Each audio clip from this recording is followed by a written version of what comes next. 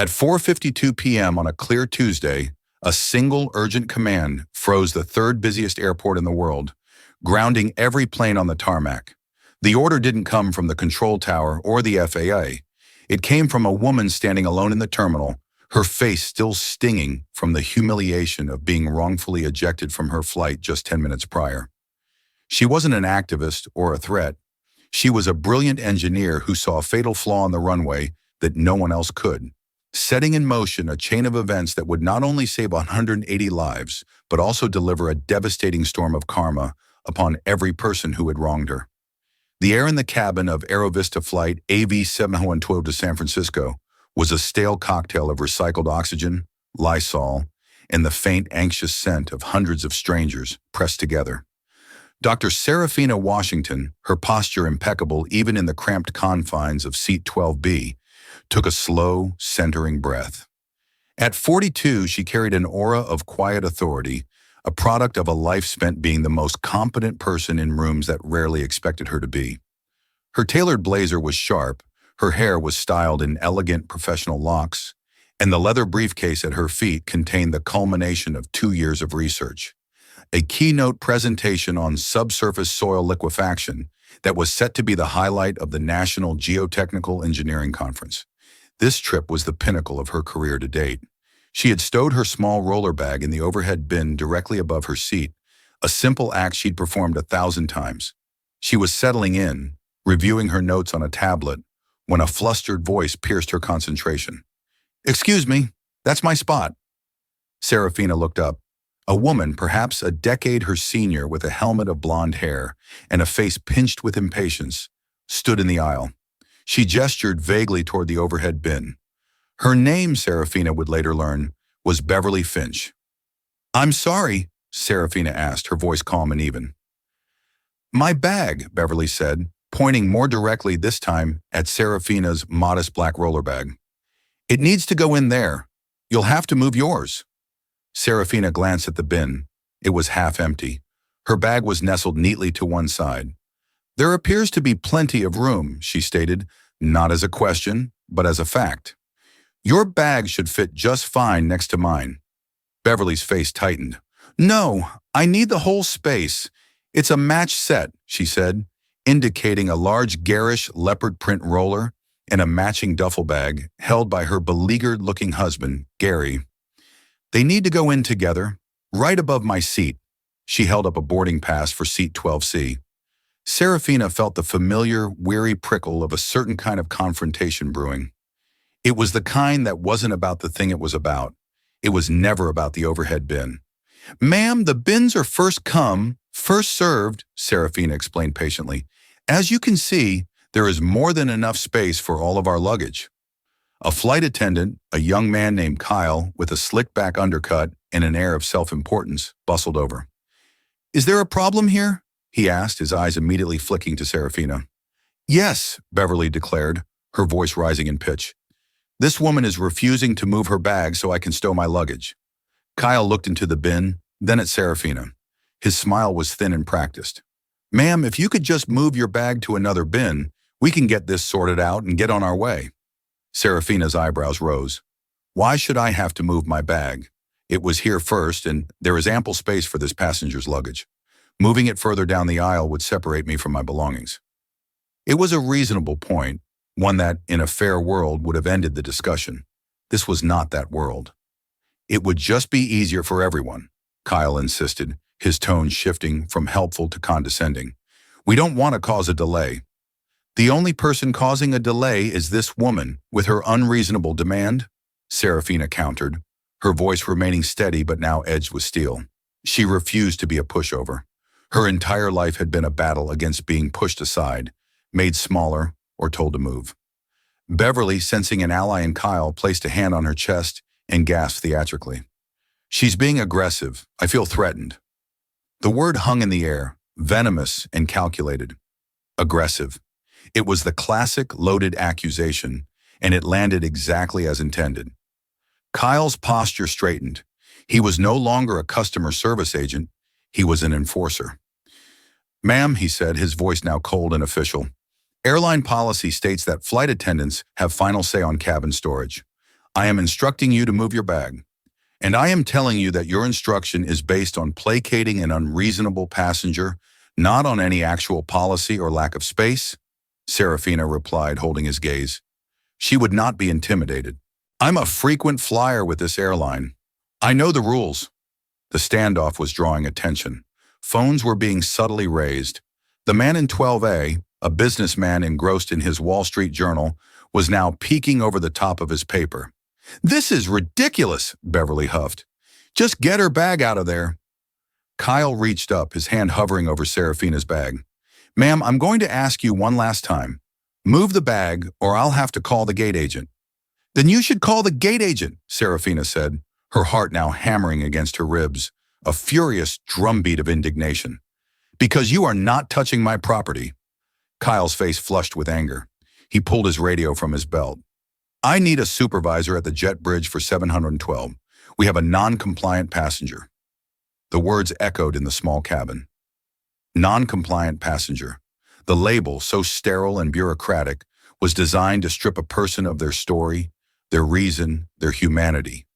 Serafina Washington, Doctor of Engineering, industry leader, keynote speaker, was reduced to a problem to be solved. A few minutes later, a stern-faced supervisor named Brenda Jenkins marched down the aisle. She listened with a grim expression as Kyle and Beverly gave their heavily biased version of events, painting Serafina as hostile and uncooperative. Brenda didn't ask Serafina for her side of the story. She didn't glance at the half-empty bin. She looked at the determined black woman in seat 12B and saw only an obstacle to an on-time departure. Ma'am, Brenda said, her voice devoid of any warmth, you are holding up this flight. You have two options. You can move your bag and comply with the flight attendant's instructions, or you can deplane.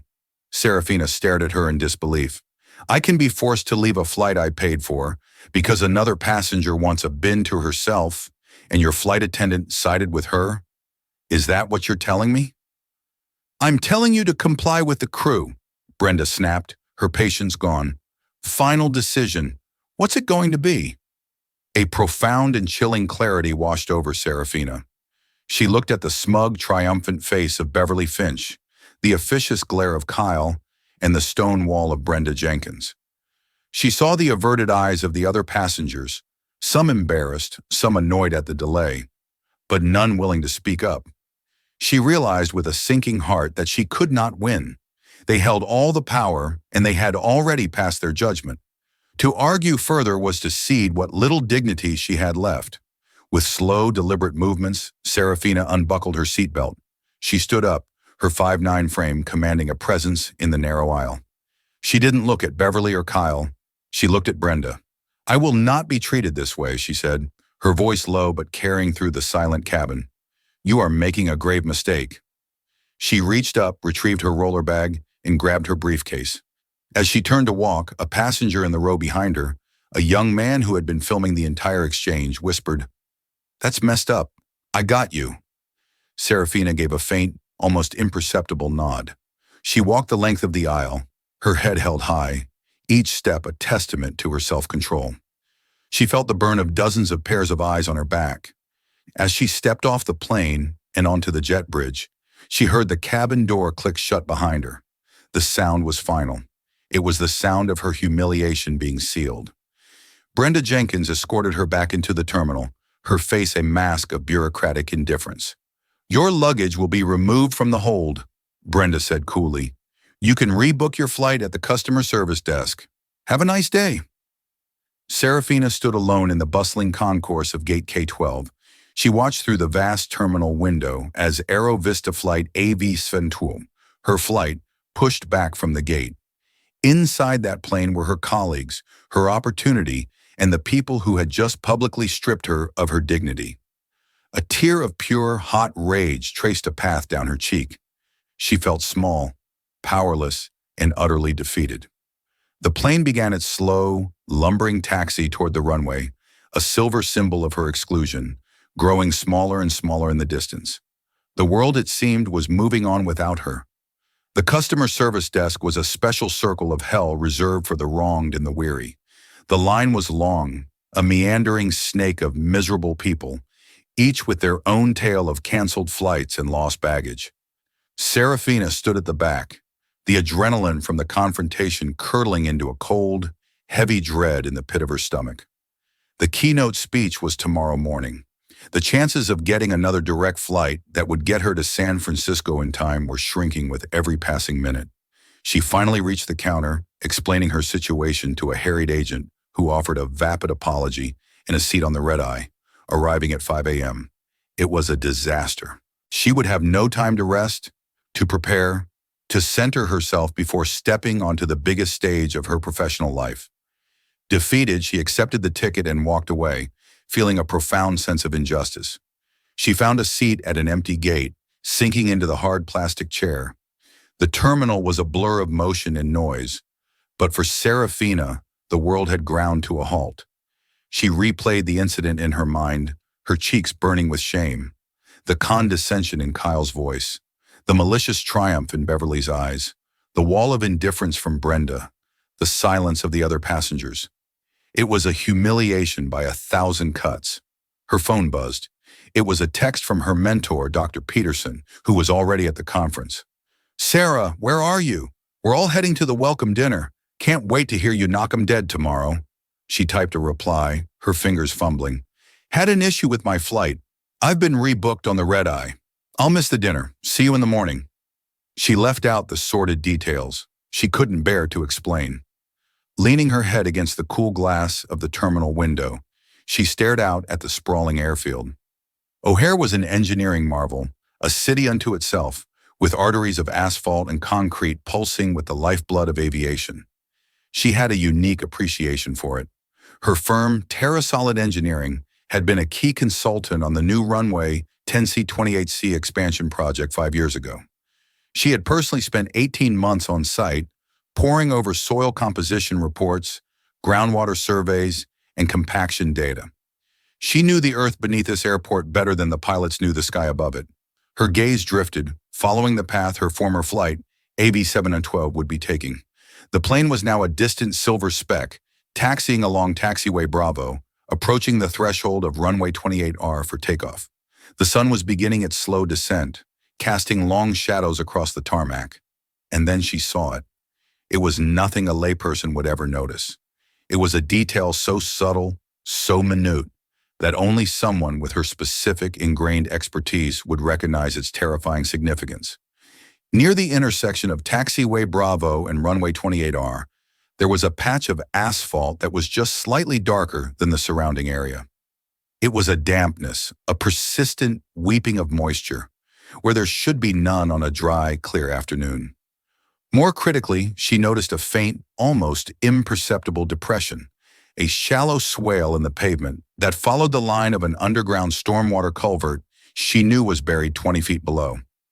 Her mind, a repository of geotechnical schematics and failure mode analyses, began to race. She zoomed in with her phone's camera, the image pixelated but clear enough. She saw it. Faint hairline concentric cracks radiating from the center of the depression. They were textbook tension cracks. Her blood ran cold. It wasn't just a simple pothole forming. The signs were unmistakable to her trained eye. The persistent dampness pointed to a broken pipe below. The water was saturating the subgrade fill, the crushed stone and compacted earth that formed the foundation of the runway.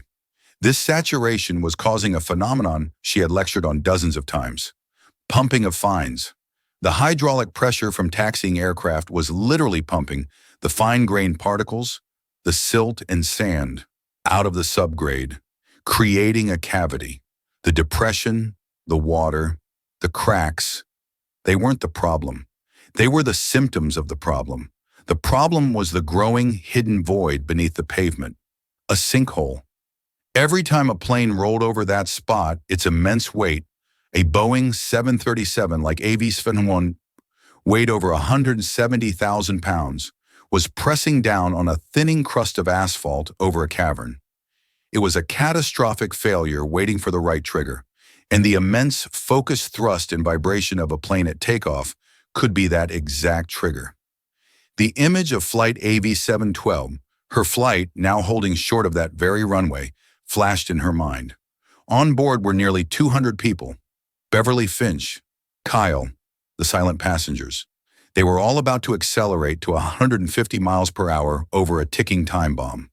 Her personal humiliation, her anger, her ruined travel plans, it all evaporated, replaced by a surge of pure professional terror.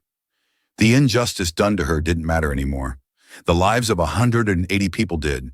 She scrambled to her feet, her heart pounding a frantic rhythm against her ribs. She had to warn someone. Now. She sprinted back towards Gate K-12, her mind a whirlwind. She saw Brenda Jenkins standing near the podium, overseeing the boarding of another flight. "Brenda!" Serafina called out, her voice sharp with urgency. Brenda turned and her face soured instantly upon seeing Serafina. "What do you want now? I thought I told you to go to customer service." "Listen to me," Serafina said, breathing heavily. "You have to stop Flight 7112. You have to close Runway 28R. There's a critical structural failure on the taxiway." Brenda stared at her as if she'd grown a second head. "A what? Are you crazy? I'm not doing that." "I'm a geotechnical engineer," Serafina implored, pulling her professional ID from her wallet. "My company consulted on this runway. I'm seeing signs of incipient subgrade collapse near the Bravo taxiway intersection. You have to—" Brenda cut her off with a dismissive wave of her hand. "Oh, I see. You're an engineer. You got kicked off your flight, and now, 10 minutes later, you've suddenly discovered a structural failure as payback? It's pathetic. You're just trying to cause trouble." The accusation was so cynical, so grotesquely misaligned with the life-or-death reality of the situation, that it stole Serafina's breath. "This isn't about me," she insisted, her voice rising with desperation. "This is about the safety of that plane. The pavement is about to collapse." "Security," Brenda called out, taking a step back. "Security to Gate K-12. This woman is harassing me and making threats." Serafina stared in horror. She was being dismissed again, but this time, the stakes were infinitely higher. She looked past Brenda through the window. AV-712 was being cleared for position and hold. It was now on the runway, lining up for its takeoff roll.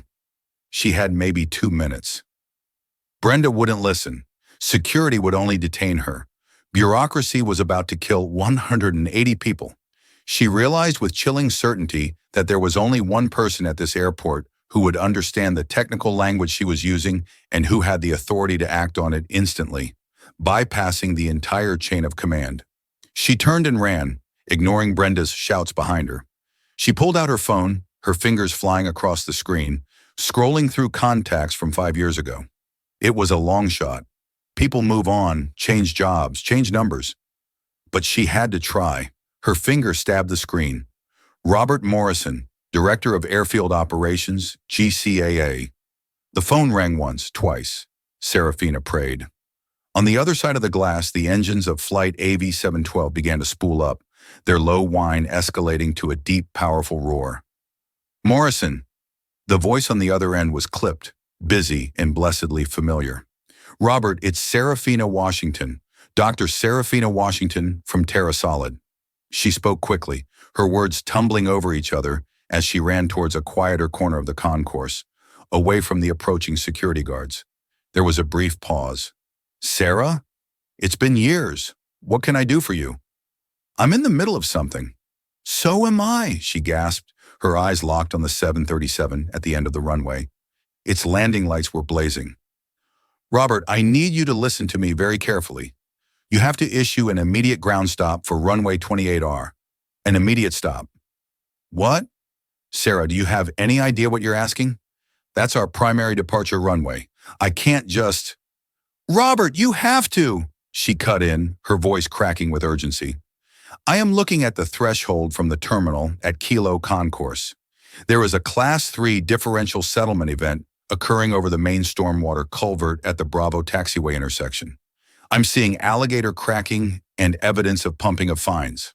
The subgrade is compromised. I am telling you, with my professional license on the line, that the pavement is on the verge of a catastrophic void collapse." The language she used was a key. It was the specific technical jargon that no disgruntled passenger could ever fake. It bypassed the emotional part of Robert's brain and spoke directly to the engineer. He knew what every one of those terms meant. He knew the potential energy of a 170,000-pound aircraft hitting a weak spot at 150 miles per hour. Are you certain? Morrison's voice had lost its casual edge. It was now sharp, focused. 100%, Serafina said. Aerovista 7112 is on the runway right now, spooled up for takeoff. They are directly in the potential failure zone. She didn't have to say another word. In the Airport Operations Center, a state-of-the-art command hub miles away, Robert Morrison was already in motion. He hit a large red button on his console that broadcast his voice across every critical frequency at O'Hare, the control tower, ground control, and airline operations centers. His voice, amplified and authoritative, boomed from radios across the airfield. Tower, this is Morrison in AOC. Issue an immediate ground stop on all surfaces. I repeat, all surfaces. Hold all aircraft in position. Abort any takeoff roll in progress. I want runway 28R closed, effective immediately. In the control tower, a flurry of motion erupted. The tower chief, a man named Dave, relayed the order with no hesitation. You didn't question a direct order from the director of operations. Aerovista 712 tower, abort takeoff. I say again, Aerovista 712, abort, hold position. On the flight deck of AB 712, Captain Evans and his first officer were just about to release the brakes. The order from the tower was so sudden, so jarring, that Evans instinctively pulled the throttles back to idle. Abort, abort, he confirmed, his heart leaping into his throat. Tower, Aerovista 712 holding position. Reason for the abort? Stand by, Aerovista, the tower replied, the controller's voice tight with controlled chaos. The effect of the ground stop was instantaneous and massive. Across the sprawling airfield, dozens of aircraft, 747s laden with cargo, regional jets, international super jumbos, froze in place. Planes at gates halted their pushback. Planes on taxiways stopped dead.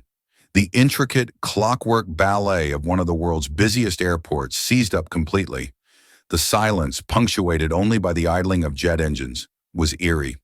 Back in the terminal, Serafina sagged against a pillar, the phone still pressed to her ear. She could hear Morrison barking orders in the background. Get me airfield ops crew with GPR equipment to the threshold of 28R at Bravo. Now, I want a full geotechnical survey, and get me visual confirmation on that pavement depression. 2 security guards finally caught up to her, their expressions grim. Ma'am, you need to come with us. You've caused a serious disturbance. Before Serafina could respond, Brenda Jenkins arrived, her face a thunderous mask of fury. There you are! Do you have any idea what you've done? You made a crank call and shut down the entire airport. You'll be facing federal charges for this. But Serafina just held up her phone, where Robert Morrison was still on the line. Robert, she said, her voice shaking but clear, the supervisor who had me removed from my flight is here with security. She's accusing me of making a crank call. Put her on the phone, Morrison commanded. Serafina handed the phone to Brenda.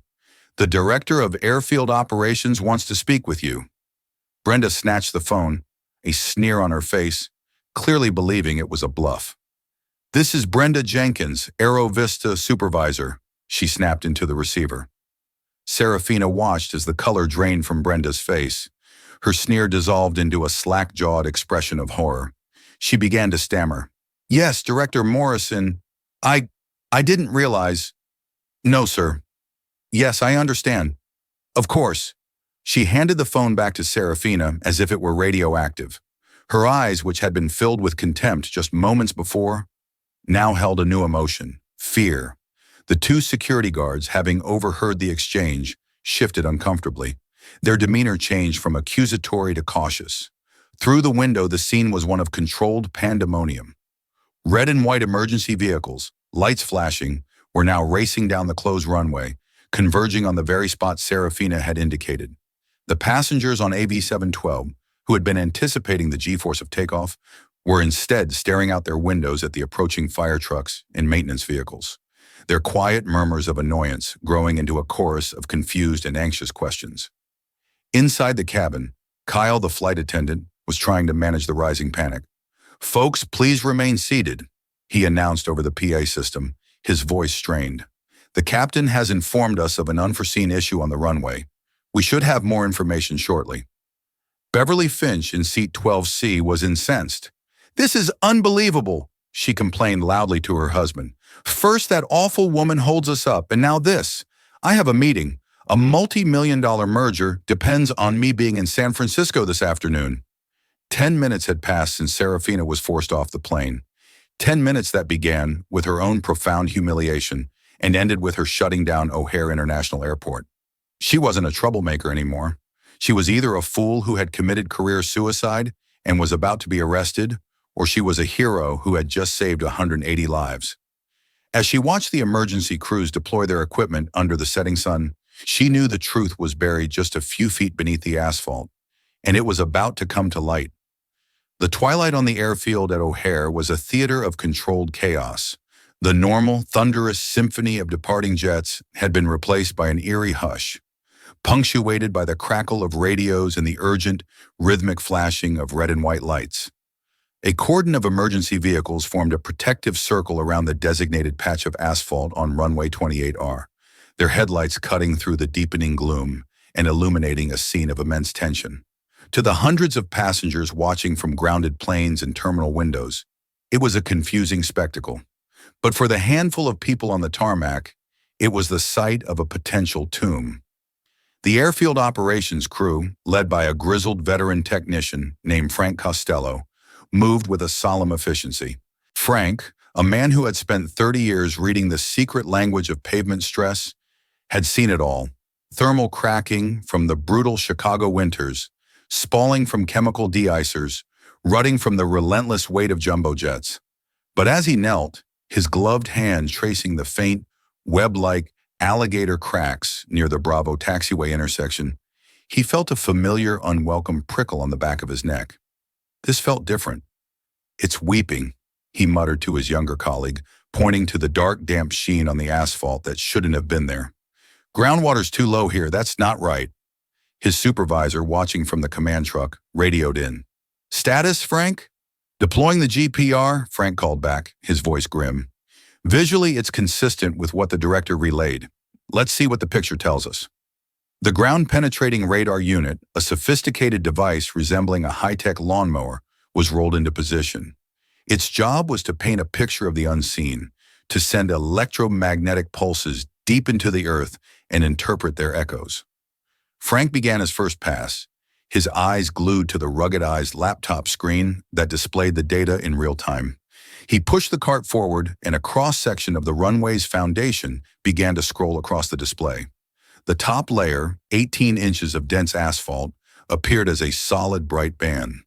Below it, the thick layer of crushed aggregate sub-base was a slightly less uniform, but still solid block. Below that, there should have been the dense, homogeneous signal of compacted earth, the bedrock upon which the entire structure relied.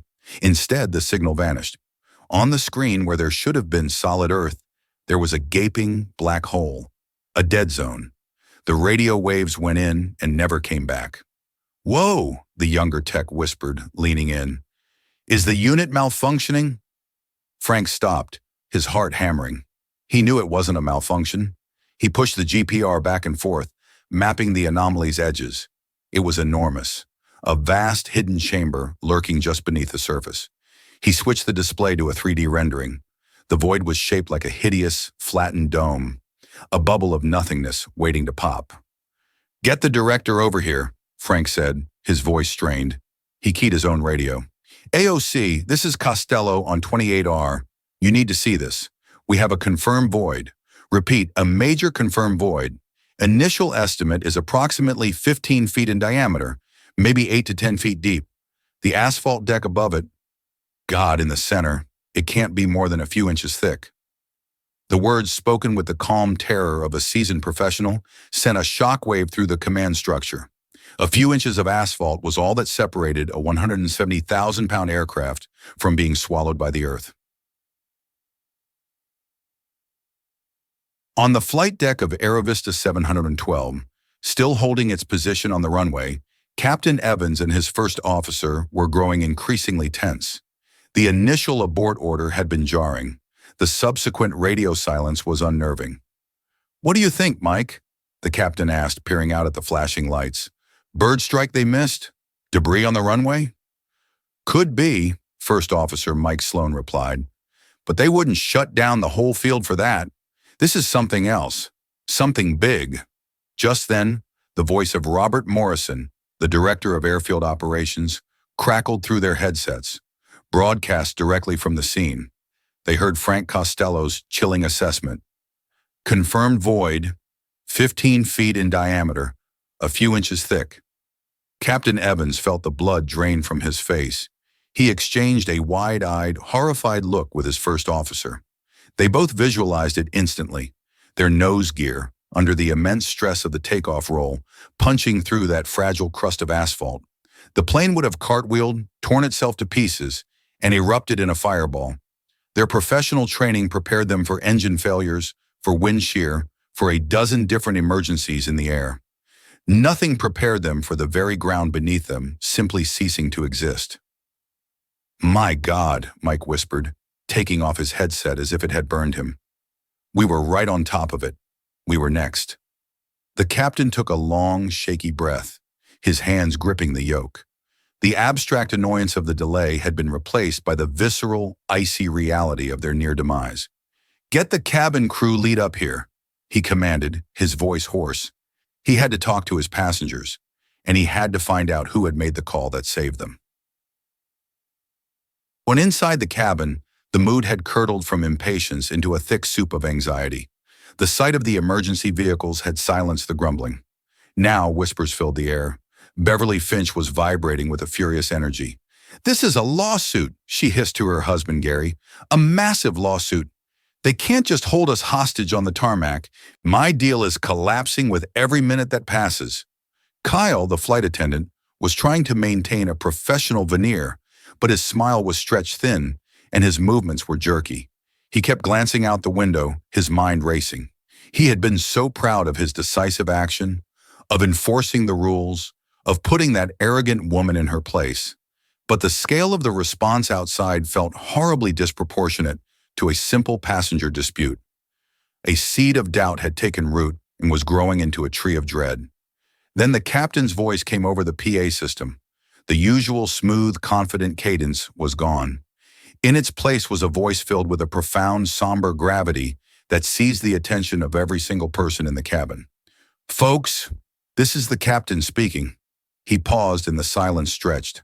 I have an update for you. I ask for your complete attention. The reason for our aborted takeoff in the current ground stop is due to the detection of a catastrophic structural failure on the runway surface, directly in our path. He let the words sink in. Catastrophic structural failure. To be precise, he continued, his voice thick with emotion, it has been confirmed that a large sinkhole was forming beneath the pavement. Had we proceeded with our takeoff, the consequences would have been unimaginable. The structural integrity of the runway was compromised to the breaking point. A collective audible gasp swept through the cabin. A woman in the back let out a small choked sob. Beverly Finch froze mid-rant, her mouth agape, the words about her multi-million-dollar deal dying on her lips. She stared out the window, not at the flashing lights, but at the solid-looking ground, now understanding the abyss that it concealed. The woman she had tormented, the woman whose bag she couldn't tolerate, had been right. Her final words, "You are making a grave mistake," now echoed in Beverly's mind, not as a threat, but as a prophecy that had almost come true for everyone on board. Kyle stumbled back into the galley, leaning against the counter for support. His legs felt weak. He saw Dr. Washington's face in his mind, her calm, intelligent eyes, her unwavering composure. He hadn't seen a non-compliant passenger. He had seen a black woman who needed to be put in her place, and he had used his sliver of authority to do it. The weight of his misjudgment, of his petty bias, came crashing down on him. He had been an agent of her humiliation, and in doing so, he had almost ejected the flight's guardian angel.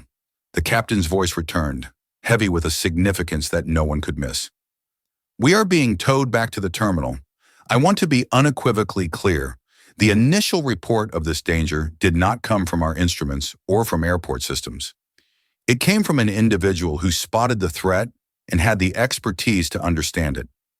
That person saved the lives of every single one of us on board tonight. I don't yet have a name, but on behalf of the entire crew, whoever you are, thank you. Back in the terminal, the atmosphere around Serafina had undergone a seismic shift. Robert Morrison had arrived, his face pale but his eyes shining with a mixture of horror and profound respect. "Sarah," he said, shaking her hand with both of his, "I knew your work was good. I had no idea you had superpowers." He looked over at the still trembling Brenda Jenkins and the two sheepish security guards. His gaze was glacial. "I trust Dr. Washington has been treated with the utmost respect since I called?" Brenda could only nod, her face a crumpled mess of regret. Her entire professional reality, built on a foundation of rules, checklists, and unwavering adherence to the chain of command, had been shattered. She had followed the procedure for a disruptive passenger, and in doing so, had almost become an accomplice to mass casualties. She saw now that Dr. Washington hadn't been breaking rules. She had been operating on a level of understanding Brenda couldn't even comprehend. The deplaning of Flight AV-7112 was a surreal procession. The passengers didn't rush out, angry about their canceled flight. They walked slowly, as if in a trance, their faces pale and etched with the shock of their close brush with death. They filed past the area where Serafina now sat with the airport's top brass. They saw her, the woman from the confrontation, and the pieces clicked into place. They knew. One by one they looked at her. A businessman who had hidden behind his newspaper now met her eyes with a look of deep, abject shame. The young man who filmed the incident gave her a solemn nod of immense respect. A mother holding her child's hand simply mouthed the words, "Thank you." There was no applause, no grand scene. It was something deeper, more profound. A quiet, collective acknowledgement of her grace and their debt. Then came Beverly Finch. She saw Serafina and stopped dead. Her expensive handbag slipped from her shoulder, hitting the polished floor with a dull thud. Her face, usually a mask of aggressive confidence, was nakedly transparent. In her eyes, Serafina saw it all, the terror of what could have been, the humiliation of her public misdeed, and the agonizing, soul-crushing realization that she owed her life to the woman she had so casually and cruelly dismissed. Serafina didn't smile. She didn't gloat. She simply held Beverly's gaze, her expression one of calm, quiet strength. In that silent, charged moment, her vindication was absolute. It wasn't about being right. It was about being heard. She hadn't needed to raise her voice. She had forced the world to bend to the sheer, undeniable gravity of her knowledge. Her humiliation in the cabin of the plane was a fleeting, bitter memory. Her triumph, here under the sterile lights of the terminal, was as solid and real as the ground that had almost betrayed them all. The internet does not sleep, and it does not forgive. Before the last passenger from the ghost flight AV-712 had even found their way to a hotel or a connecting flight, the story had already begun its inexorable digital metastasis. The spark was the 2-minute video uploaded by the young man from row 14. He titled it simply, "Woman Kicked Off Flight for Overhead Bin 10 Mins Before She Saved Everyone." At first it was a curiosity, garnering comments like, "Classic Karen move," and "That flight attendant is on a power trip." But then the official news alerts began to hit phones. Breaking, O'Hare Airport shut down due to runway emergency. Catastrophe narrowly averted. Someone connected the dots. The video was cross-posted with the news headlines, and the spark became an inferno. By sunrise, it was the #1 trending topic worldwide. News outlets, sensing a story with perfect heroes and villains, scrambled their teams. The narrative was irresistible. The calm, dignified black woman, a hidden genius, versus the snarling face of entitlement and the cold indifference of corporate bureaucracy.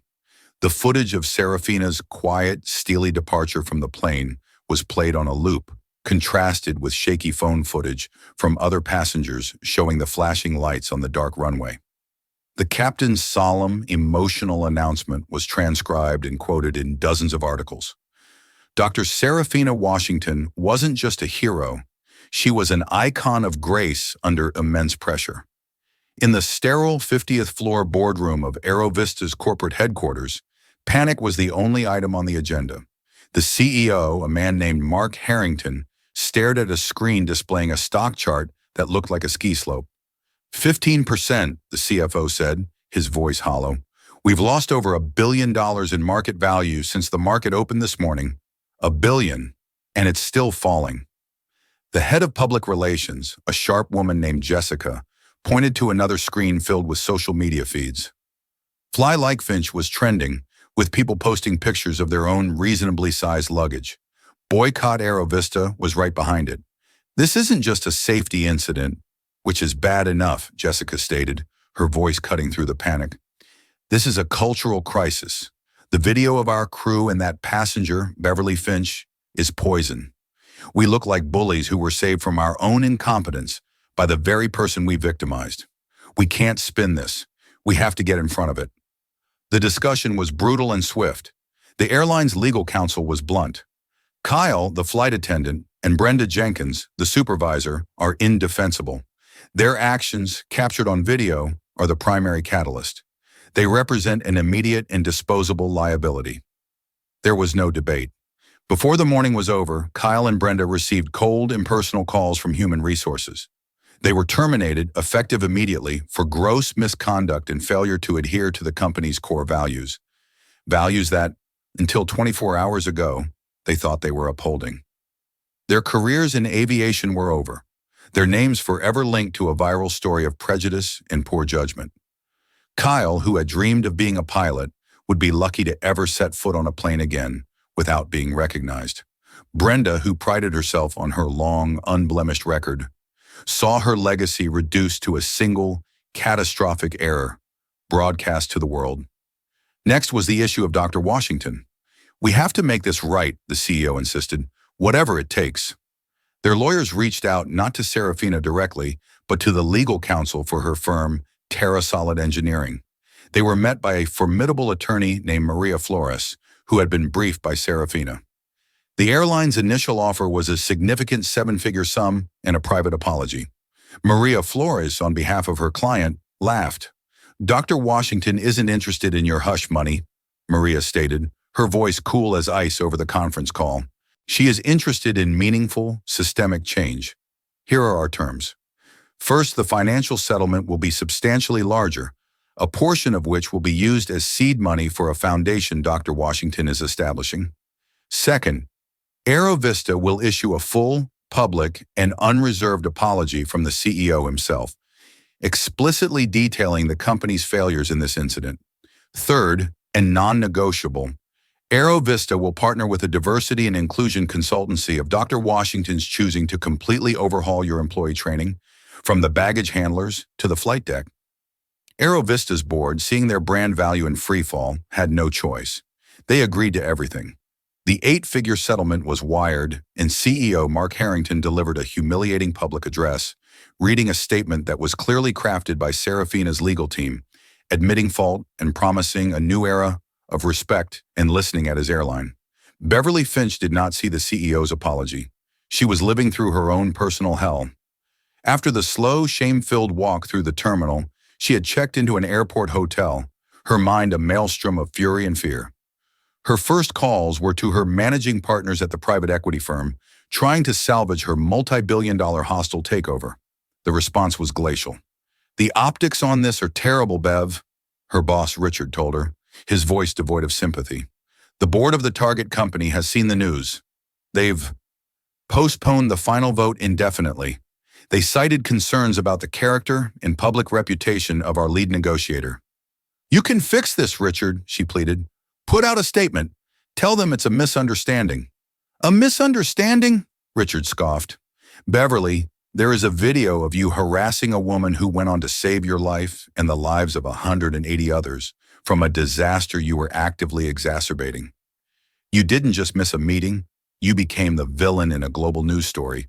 Our firm's reputation is built on shark-like precision, not petty public spectacle." The final blow came the next afternoon via a sterile video conference. The firm's ethics committee had been convened. She was fired. Her unvested stock options vanished. Her partnerships were dissolved. Her entire professional identity, built over 25 years of ruthless ambition, was erased because of a dispute over a piece of leopard print luggage. Her social world collapsed just as quickly. The invitations to charity galas stopped. Her calls to her friends from the club went to voicemail. She had built a life on the shaky ground of power and influence, and like the runway at O'Hare, the foundation had given way, revealing a gaping void beneath. She was left with nothing but her expensive luggage and the bitter, ironclad knowledge that she owed her life to the woman whose dignity she had tried to steal. Serafina weathered the media storm from a quiet hotel suite, with Robert Morrison and her lawyer Maria acting as gatekeepers. She ignored the endless requests for talk show appearances and tabloid interviews. Her focus was elsewhere. The first important call came from the frantic organizer of the National Geotechnical Engineering Conference. "Dr. Washington, we are so relieved you are safe. We saw the news. It's unbelievable. We understand if you cannot make it, but if there is any chance, your story, it's all anyone is talking about." Serafina looked at her notes for her original keynote, a brilliant but dry presentation on soil liquefaction. She knew she had a new speech to give. "I'll be there," she said calmly. "Book my flight. On any airline but Aerovista." Flying first class to San Francisco, she refined her message. This wasn't a story about her.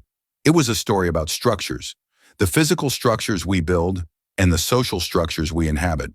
It was about how both can have hidden, systemic weaknesses that, if ignored, lead to catastrophic failure.